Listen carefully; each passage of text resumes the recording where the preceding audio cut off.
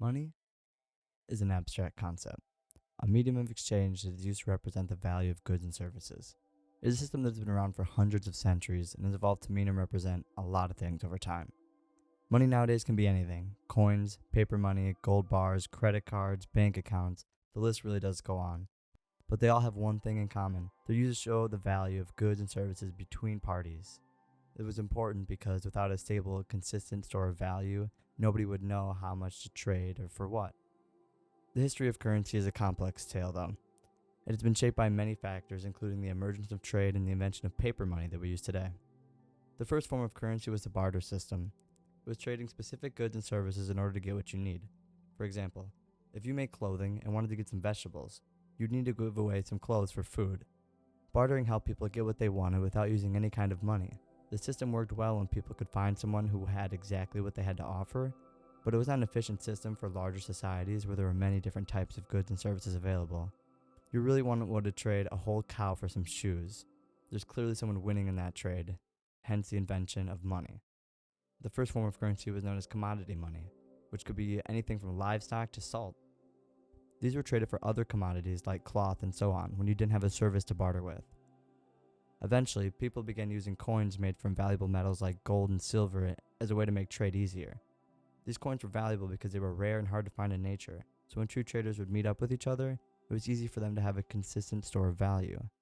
But what is this concept of money, and where did it come from?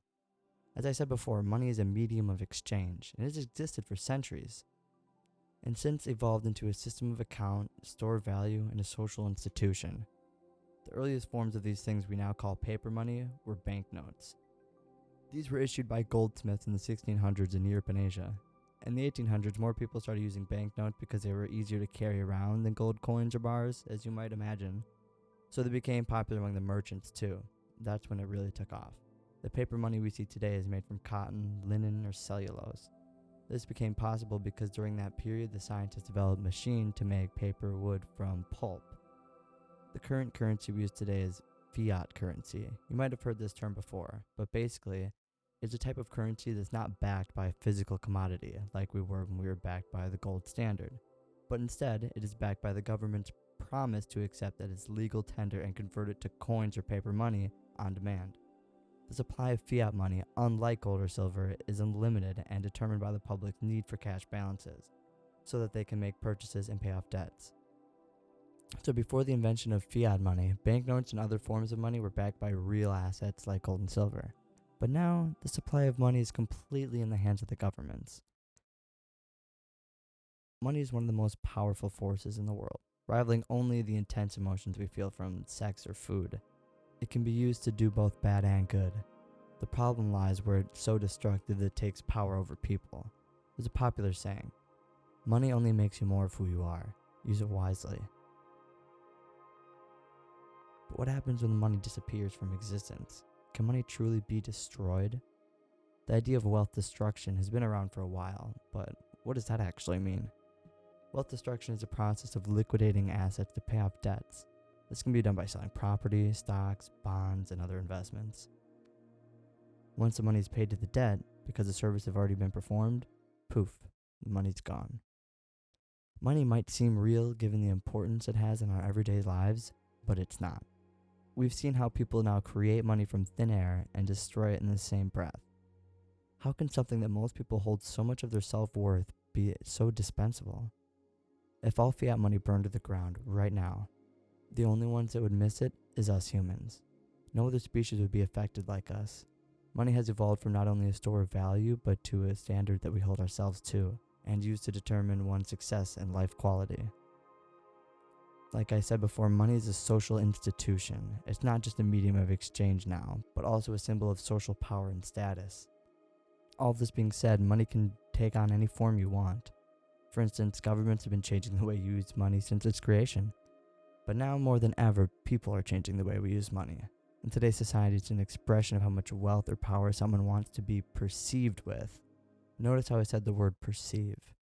That's because it's an illusion and it cannot accurately express the value we're placing on it. It's really easy for someone to buy something cheap that looks expensive just because they want us to perceive them that way. And the value of possessions control us. The problem with this is money is relative. For instance, if you had $10 in your bank account, then spending $2 is 20% of your net worth. On the other hand, if someone had $1,000, it's only spending 0.02% of their net worth in comparison. And that way you'll never be able to truly compare yourself to another person in the aspects of money and possessions.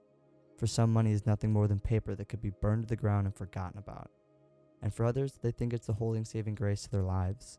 Value, truth, and perception are just in the eyes of the beholder. Whatever you decide money means for you, just make sure you don't store your internal value in the same way money's supposed to. There are plenty of examples in Hollywood that show how little money has to do with the quality of our lives.